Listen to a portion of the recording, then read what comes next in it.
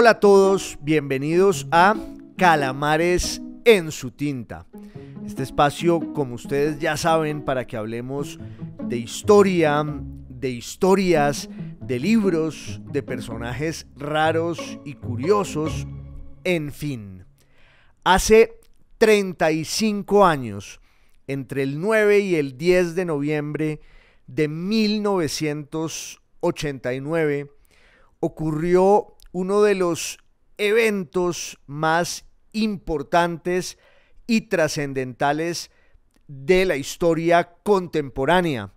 Quizás el evento, el acontecimiento más grande de la segunda mitad del siglo XX. Me refiero, por supuesto, a la caída del muro de Berlín. La sola invocación de ese episodio va más allá de lo que ocurrió allí. Es como si al hablar de ese momento estuviéramos resumiendo toda una época. Se volvió como un lugar común hablar de la caída del muro de Berlín para referirnos más bien al colapso de ese proyecto político, económico y cultural del socialismo que irradiaba la Unión Soviética y que construyó todo un bloque después de la Segunda Guerra Mundial. Muchos tenemos todavía en nuestra retina el recuerdo de esa noche, de esos días, algunos de manera más profunda y vívida porque estaban allí y otros porque lo vimos por televisión, con plena conciencia de lo que estaba ocurriendo en muchos casos y en otros más bien desde la incertidumbre infantil, porque ya llevábamos bastante oyendo de esa cosa tan extraña de un muro que partía una ciudad.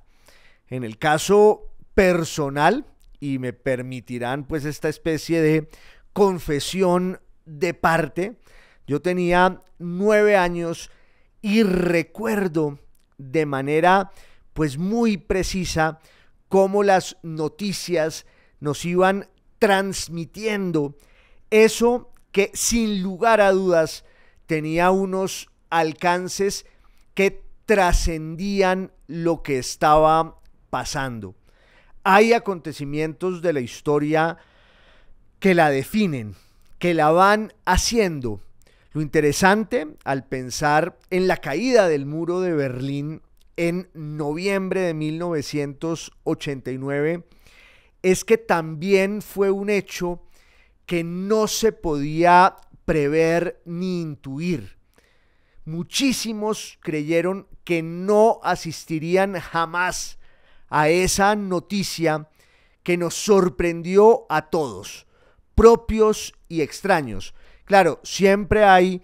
unos profetas certeros, siempre hay unos visionarios que sí son capaces de anticipar el curso de la historia, de intuir los vientos, como los gavieros en las naves que están allá arriba asomándose en lo que vendrá. Pero si a mucha gente le hubieran dicho en la víspera que el muro de Berlín se iba a caer, pues se habría reído y lo habría considerado en verdad imposible e improbable. Sobre todo quienes estaban allí en la Alemania Oriental, quienes vivían en esa ciudad que estaba atravesada como por una enorme cicatriz que durante años, durante décadas, partió en dos, como un tajo, la vida y el destino de sus habitantes. Berlín todavía hoy tiene en su piel, tiene allí en sus calles y en su memoria el fantasma de ese muro que la partió en dos. Podríamos decir, obvio, que desde agosto de 1961, que es cuando se construye el muro o empieza a construirse, pero desde mucho antes, desde el momento mismo en que los aliados saben que van a derrotar al nazismo, que van a derrotar al régimen de Hitler, y empiezan todas las reflexiones sobre lo que iba a pasar con semejante país, con semejante potencia que era la Alemania del siglo XX. En realidad, la caída del muro de Berlín fue también un episodio en el que las coincidencias, el azar, se van juntando, se van fundiendo para acelerar el ritmo de la historia, por una especie de imprudencia de un burócrata del gobierno comunista de la Alemania Oriental. Una estampida de berlineses del este acudió a los puntos fronterizos para atravesar de manera por fin libre y sin cortapisas esos lugares que hasta la víspera, que hasta el día antes, eran más bien el recuerdo de un régimen policivo que tenía allí encerrados a sus propios ciudadanos, aunque ahora vamos a matizar un poco esta idea al calor de todas las discusiones que se siguen dando sobre lo que en realidad pasó en Alemania desde 1945, desde 1949, y cómo fue posible que eso ocurriera. Ya antes del 9 y el 10 de noviembre de 1989, pues era evidente que la Alemania Oriental, la llamada República Democrática Alemana, empezaba a hacer agua, como estaba pasando en general con todos esos países de la Europa del Este y del bloque de los que estaban adscritos al modelo colectivista, planificado, represivo y totalitario de la Unión Soviética. Ya ese esquema estaba completamente agrietado. Había varias décadas de una andadura revolucionaria dentro de la revolución para poner en jaque esa especie de dictadura en la que nadie podía atreverse a criticar sus dogmas sacrosantos, lo cual también constituyó una especie de paradoja, porque era un régimen, era un modelo político, económico, social y cultural que se inspiraba en el materialismo y que sin embargo había engendrado más bien unas formas fervorosas y religiosas de lealtad y de adscripción política, con sus santos, con sus capillas, con sus iglesias y con una estructura dogmática y sacerdotal en la que la Alemania Oriental no fue la excepción, sino todo lo contrario. Pero para entender cómo fue posible que un país tan grande, con tantas realizaciones y conquistas como Alemania, llegara a ese estado de postración, llegara a esa división que todavía hoy pervive, porque, insisto, cuando nos asomamos en la historia de la Alemania de hoy, esa cicatriz, o más bien esa herida allí abierta, no se ha cerrado del todo. Y eso tiene unas consecuencias y unos efectos de tipo político, de tipo económico, de tipo cultural, que no dejan de ser, pues, muy inquietantes para el observador que cree que la unificación, o más bien la reunificación alemana, que es el proceso que ocurre a partir de octubre de 1990, pues parece un modelo perfecto de ese reencuentro de dos pueblos que eran el mismo y que se dieron la espalda durante tantas décadas. Pero la herencia y el legado de la división, de la partición de Alemania, gravita allí de muchas maneras. Lo decía incluso Angela Merkel, que era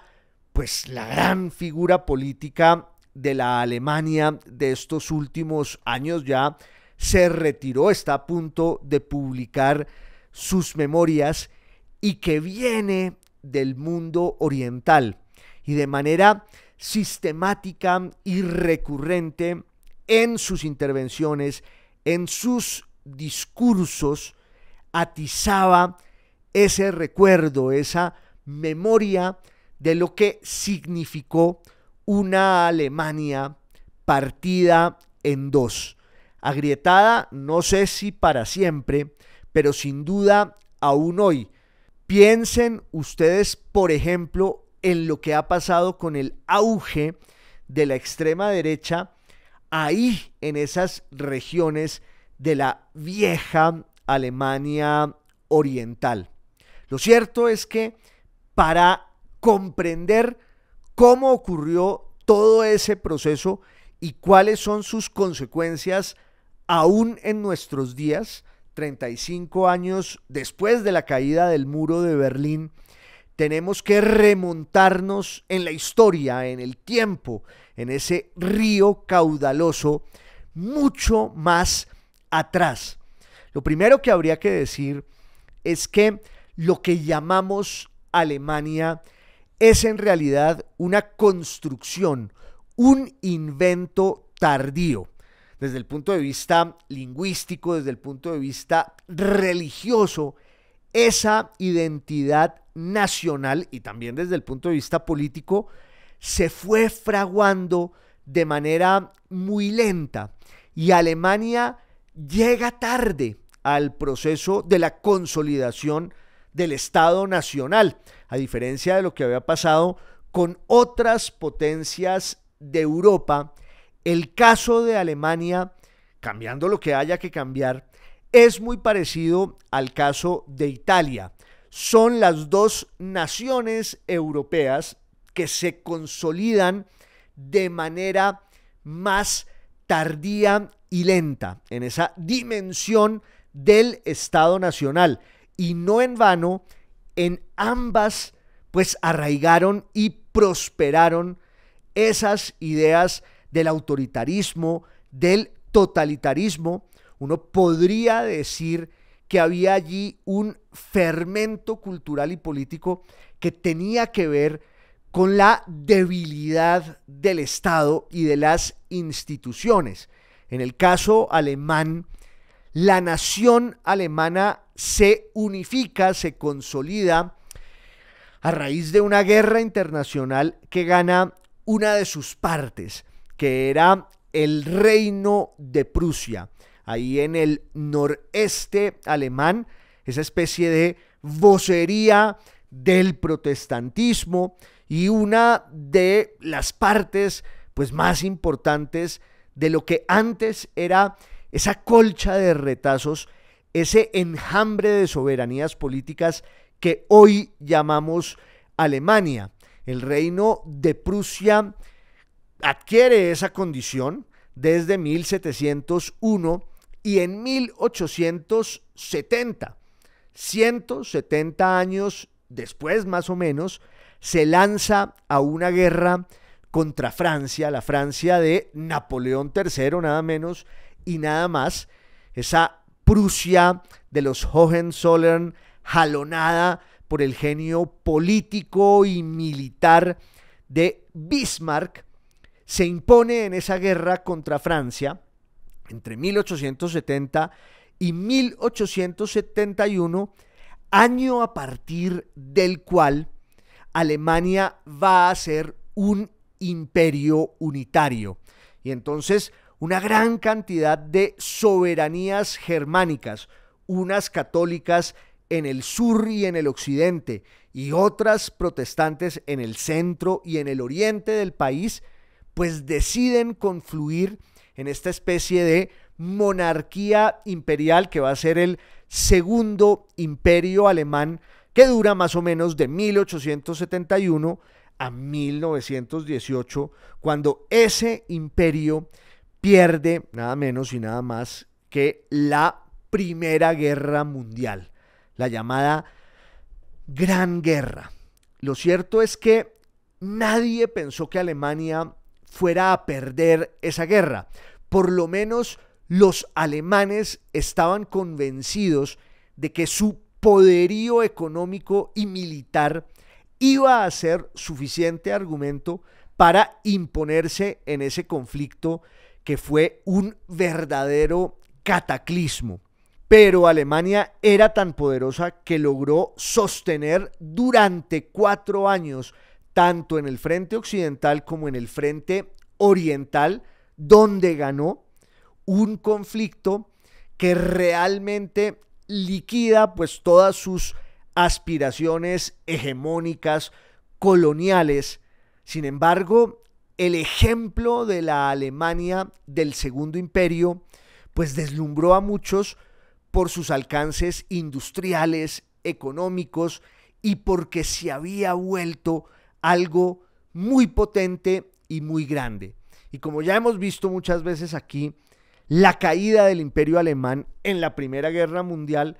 pues lleva al estallido, por ejemplo, de unos proyectos revolucionarios de izquierda de inspiración soviética y bolchevique, y lleva también a un reverdecimiento, si así se puede decir, o más bien a una radicalización de la derecha alemana muy cercana al ejército, que siente esa especie de vacío y frustración por la derrota en la guerra. Ese también fue el caldo de cultivo del nazismo, y aparecen pues unos estadistas liberales que aspiran a fundar una república sobre las ruinas del Imperio Alemán, en eso que se va a llamar la República de Weimar, y que va a durar desde 1919 hasta 1933, cuando el partido nazi se toma el poder.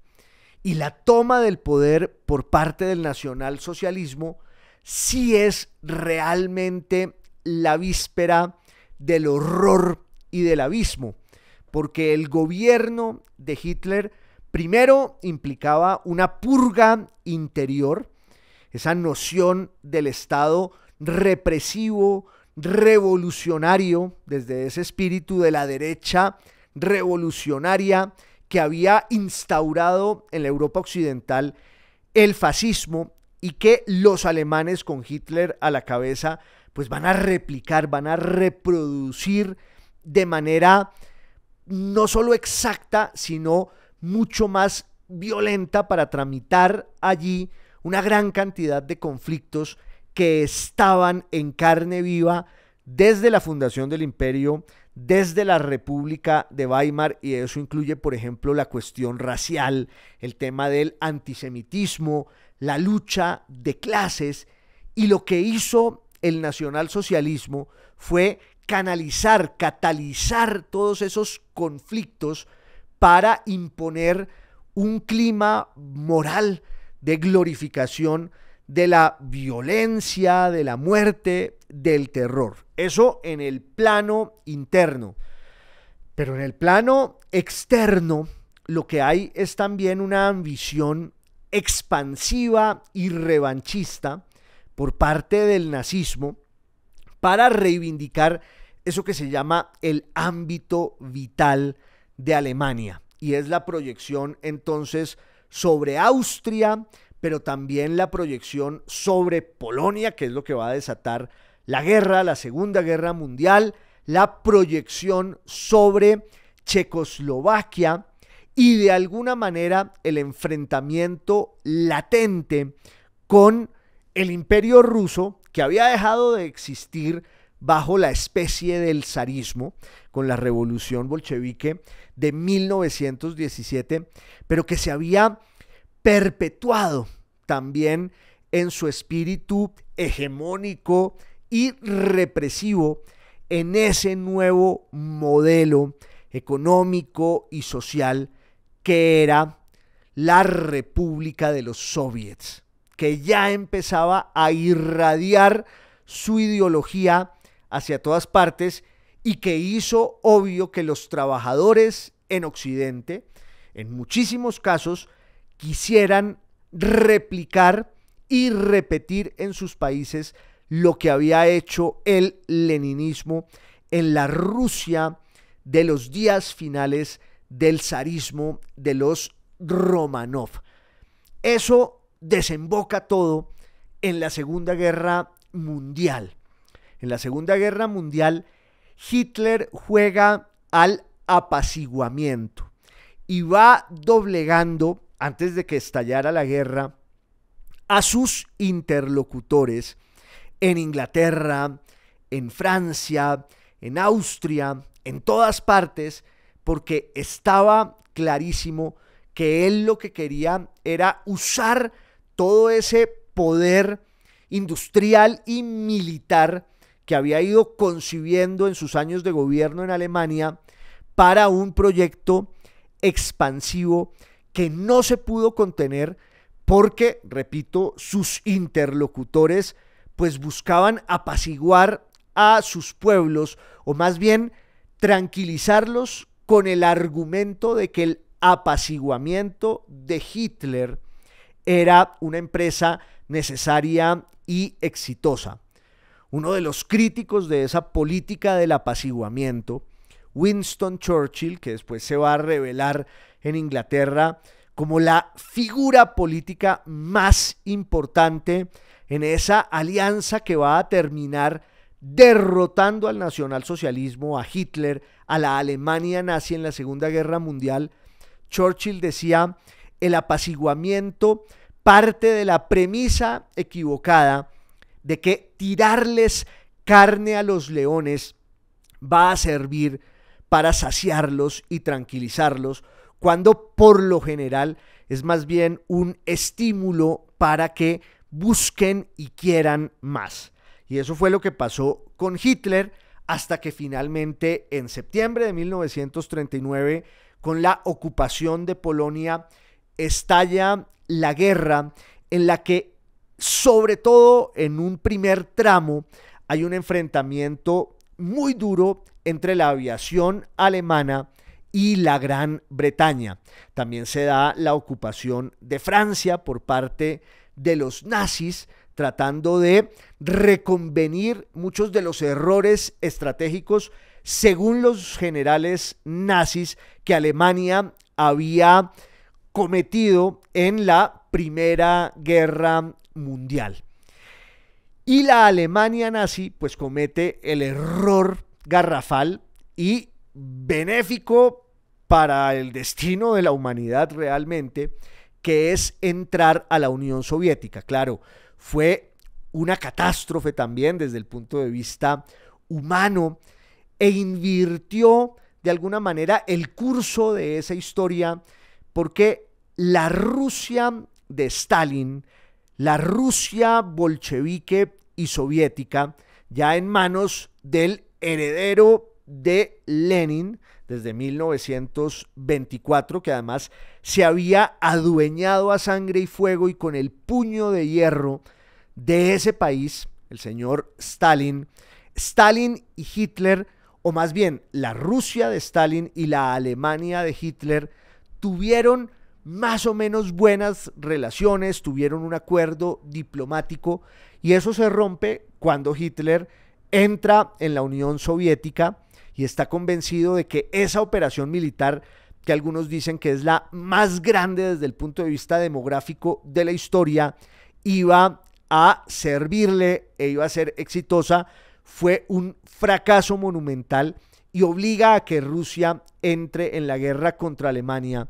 Churchill decía: si me tengo que aliar con el demonio para ganarle a Hitler, lo haré. Y de alguna manera lo hizo, porque se da la gran alianza en la que después entrarán también los Estados Unidos,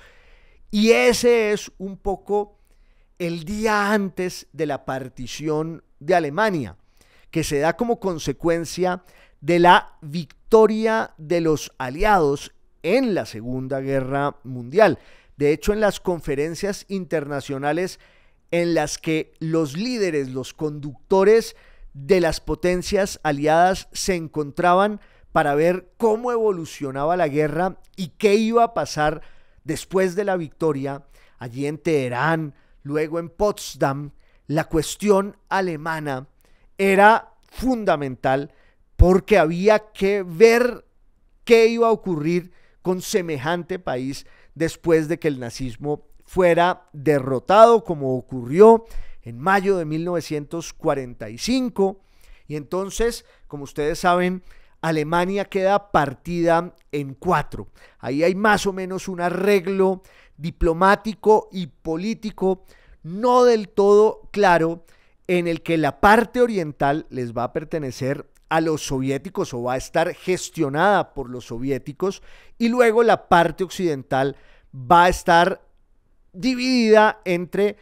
la gestión de los ingleses, la de los americanos, y en la zona de frontera con Francia por los franceses. Y hubo allí una decisión que de alguna manera prolonga lo que era la partición de Alemania con respecto a Berlín, la capital. Esa ciudad también fue partida en 4 pedazos. Pero después de 1945, el mundo vive bajo un nuevo signo político, militar, cultural, ideológico, que es el de la llamada Guerra Fría, como la llamaron George Orwell y Walter Lippmann. Esta idea de que había un enfrentamiento latente entre las dos grandes potencias hegemónicas de los Estados Unidos, que encarnaban los presuntos valores del mundo libre, o así llamado, y la Unión Soviética. En realidad eran dos modelos humanos diferentes que estaban en una carrera desaforada por ganar el pulso de la historia en el ajedrez, además de la política internacional. Y esa Guerra Fría se va calentando, se va recrudeciendo, va a tener distintos escenarios en los que hay como una especie de enfrentamiento subsidiario de quienes encarnan en un contexto muy concreto y muy local los intereses, ya sea de los Estados Unidos o de la Rusia revolucionaria. Y Alemania pues no fue la excepción. Ya Berlín empieza a ser una especie de botín disputado en el año 47 y sobre todo en el año 48, cuando se da la exigencia de que la ciudad se integre, la exigencia por parte del gobierno ruso de que la ciudad se integre de lleno a esa especie de sector oriental que está gestionado por los comunistas. Y eso pues no va a pasar, porque al mismo tiempo Berlín era como el único boquete que le quedaba al capitalismo burgués occidental para reivindicar allí en la Europa del Oriente sus valores, en una ciudad además con una trayectoria intelectual, cultural deslumbrante. En esa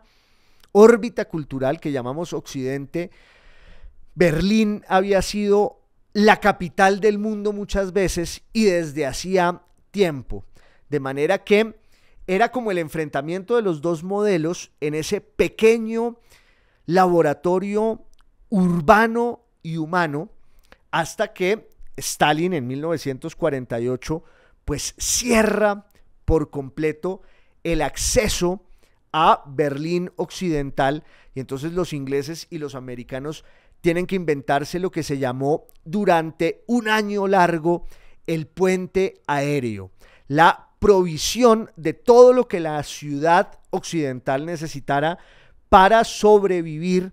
en medio de esa partición que ya parecía inevitable y que terminará haciéndolo poco después, cuando a principios de 1949 se proclame una constitución en la República Federal Alemana, la Alemania Occidental, y unos meses después se proclame también la República Democrática Alemana, la RDA, que es la Alemania Oriental afiliada al modelo y sobre todo al patrocinio y al poderío de la Unión Soviética. Y como una especie de espina clavada en el corazón de ese conflicto, de ese enfrentamiento, Berlín, que era la réplica a menor escala de la Guerra Fría y que tenía sobre todo el drama de sus habitantes que estaban allí en un mundo en el que atravesaban de un barrio al otro y la realidad empezaba a cambiar. Claro, en los años 40, finales de los años 40, eso no es tan así, porque las fronteras eran mucho más relajadas y bastaba con exhibir el pasaporte y los documentos para poder ir de un sector al otro. Pero obviamente la Guerra Fría va evolucionando y en términos económicos la realidad de las dos Alemanias empieza a ofrecer una diferencia abismal, porque además la Alemania de Occidente fue beneficiaria del Plan Marshall, que fue una de las razones por las cuales Stalin termina cerrando las vías de acceso a Berlín, y Alemania también va a tener toda suerte de espaldarazos económicos e industriales, me refiero a la Alemania occidental, para que a principios de los años 50 ya se produzca allí una suerte de milagro económico que va a exhibir unas condiciones pues muy distintas de las de la Alemania del Este, que además tenía unas condiciones durísimas por parte de la Unión Soviética para repararla económicamente. O sea que el proyecto económico de la Alemania Oriental no solo tenía pues unos lastres ideológicos y teóricos, sino también una sujeción a un dueño, a un mentor que la iba secando y que la iba dejando sin ninguna posibilidad de sobrevivir. En un momento dado, Stalin es partidario de la unificación de las dos Alemanias porque sabe que eso le conviene justamente para cobrarse la reparación que él exige, pero no nos olvidemos tampoco de que los líderes políticos de la Alemania Oriental eran los comunistas sobrevivientes, no solo de la purga nazi, sino también de la purga soviética en Rusia, porque muchos de ellos habían huido a Rusia durante la guerra y habían librado desde allí pues la batalla contra el nazismo y se habían impregnado del dogmatismo de la Unión Soviética y de su ideología mesiánica centralizada, y eso es lo que ellos van a trasladar también al modelo de la Alemania Oriental, a veces siendo más papistas que el Papa.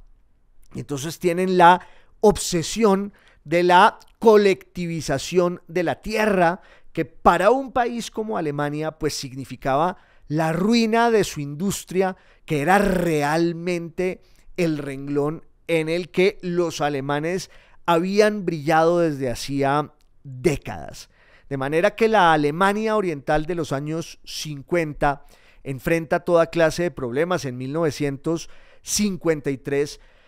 hubo una serie de levantamientos urbanos, particularmente en Berlín, de los trabajadores que le exigen al régimen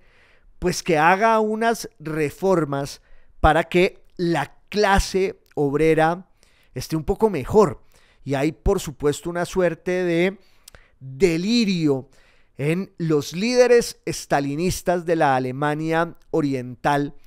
que creen que solo con el aparato represivo y con la propaganda ideológica van a poder apaciguar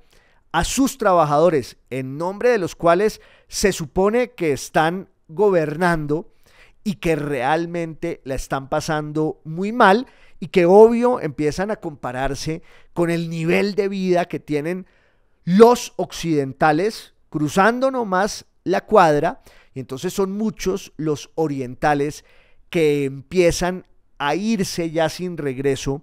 a la Berlín occidental, que era el bastión y era el punto de salida para el occidente, como una especie de utopía que estaba allí afuera. Pero para llegar al mundo occidental, pues el rito de paso estaba en el cruce de la frontera entre Berlín Oriental y Berlín Occidental. Ese drenaje de talento, de mano de obra, de fuerza del trabajo, termina llevando a una situación insostenible en la que además hay unas nuevas realidades políticas ya a principios de los años 60 y, como ustedes saben, en 1961 pues hay una especie de ultimátum soviético para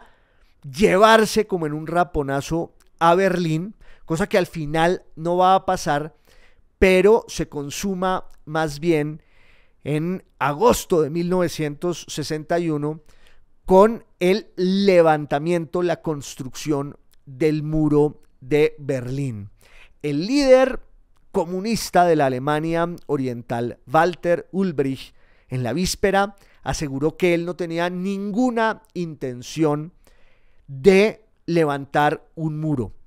Y al otro día los berlineses se despertaron con ese alambrado que era también, ya digo, una herida que se atravesaba en el destino de familias que quedaron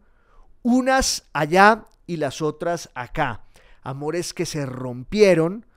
y esa realidad pues deja de ser transitoria porque se va volviendo la gran conquista política de la RDA, de la República Democrática Alemana, en la medida en que los líderes de Occidente no fueron capaces de evitar semejante afrenta, de levantar un muro ahí en el corazón de Berlín.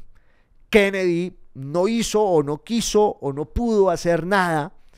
tampoco lo hicieron los franceses, no lo hizo por supuesto Italia, no lo hicieron los ingleses, no lo hizo el señor Adenauer, que era el canciller de la Alemania occidental. Todos se rasgan las vestiduras, pero a partir de 1961 la realidad de la partición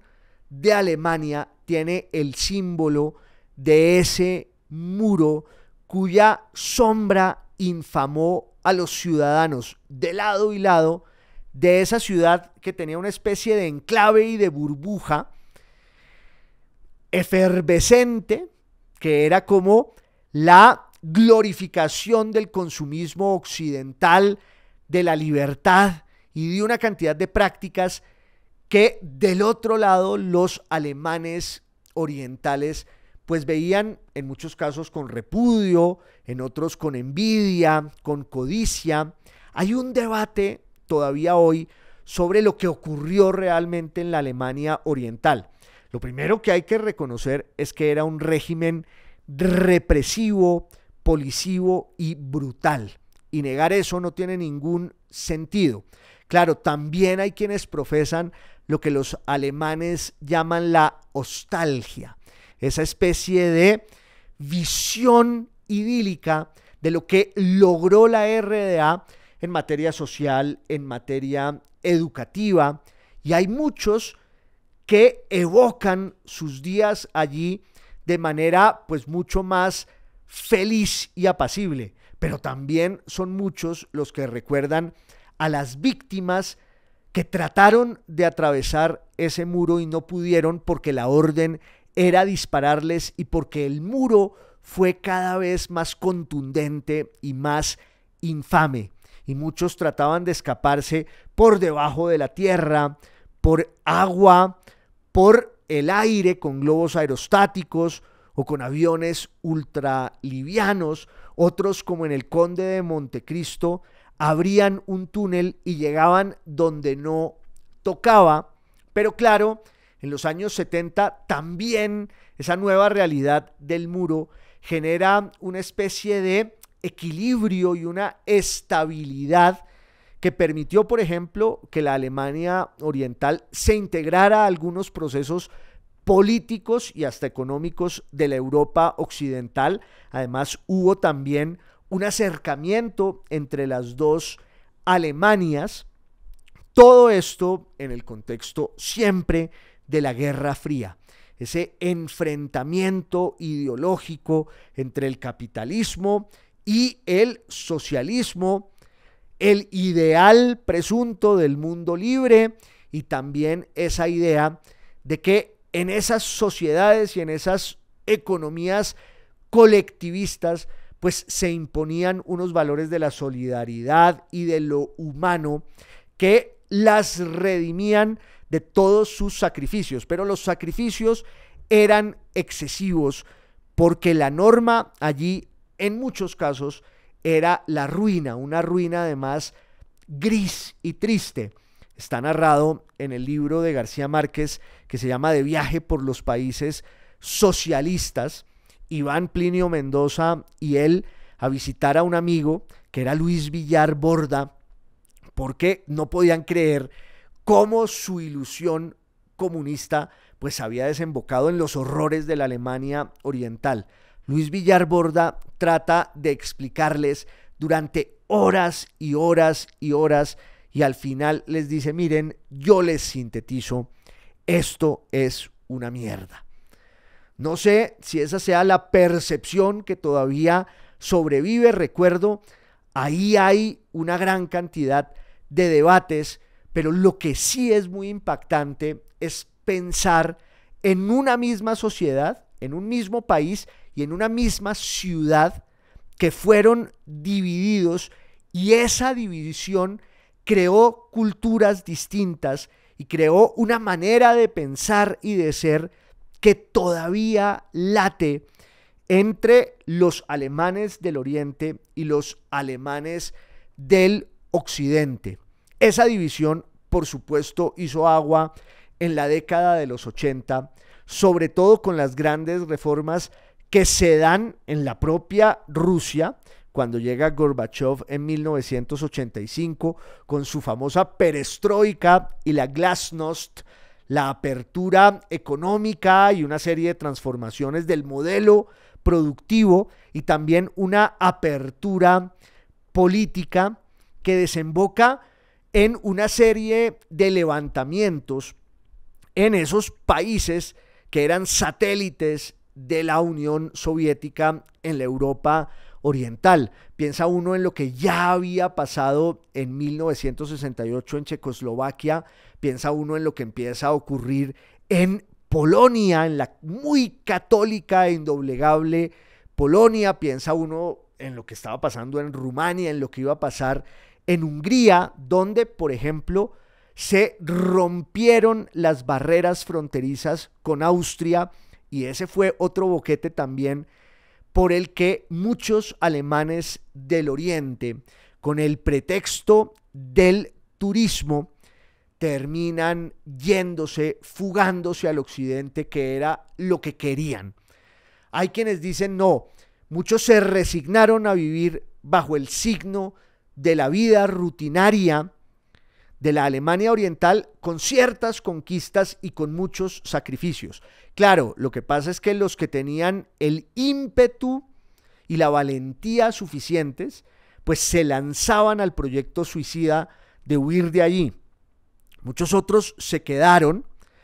pero no podían irse porque el régimen, con su represión y con esa policía secreta de la Stasi, pues crea un orden de enajenación que es el que hace que eso se sostenga por tanto tiempo. En realidad, durante 40 años hasta que ya en 1989 la situación es insostenible. En 1989, desde principios de ese año, la República Democrática Alemana está conmemorando y celebrando los 40 años de su promulgación. Y hay toda clase de fastos monumentales con esas expresiones simbólicas de la estética y la nomenclatura soviéticas, ahí en el corazón de Berlín, pero al mismo tiempo los jóvenes están saliendo a las calles en Leipzig, en Alexanderplatz en Berlín, hasta que finalmente pues cae quien conduce ese aparato policivo, represivo y de propaganda, que económicamente es también un proyecto ruinoso, anquilosado y anacrónico. El señor Erich Honecker, que había llegado desde principios de los 70 y que tiene que irse del mando en octubre de 1989, y los jerarcas de ese régimen tratan de manera presurosa de hacer unas reformas más bien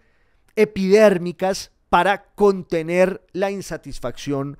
popular que ya está en las calles bullendo, pero no lo logran. Y entonces sacan una especie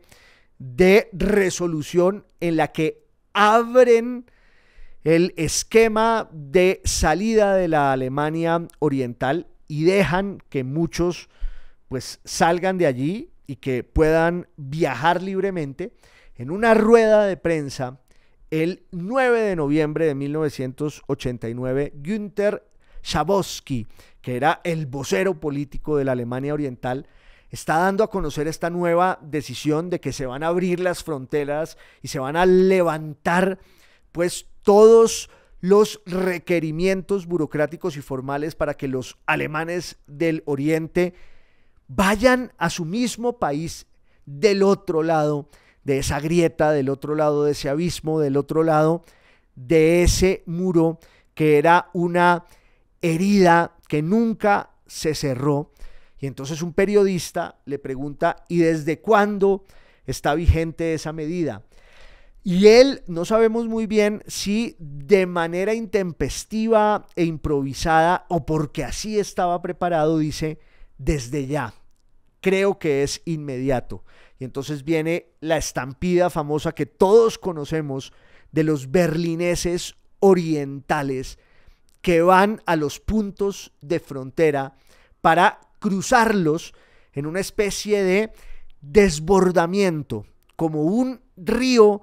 que hubiera trascendido su cauce y que va a conocer o que va a palpar por fin ese mundo que estaba siempre allí del otro lado, como en el mito de la caverna platónica. Y todos recordamos esas escenas, unas heroicas, otras conmovedoras, muchas de ellas incluso cómicas, y tenemos pues el gesto simbólico de todos los que se paran sobre el muro de Berlín a martillarlo y a tumbarlo.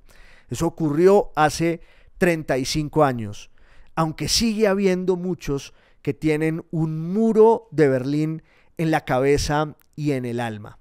Esto es Calamares en su tinta, que ustedes saben que es podcast, video podcast y radio. Hasta la próxima, un abrazo. Boombox.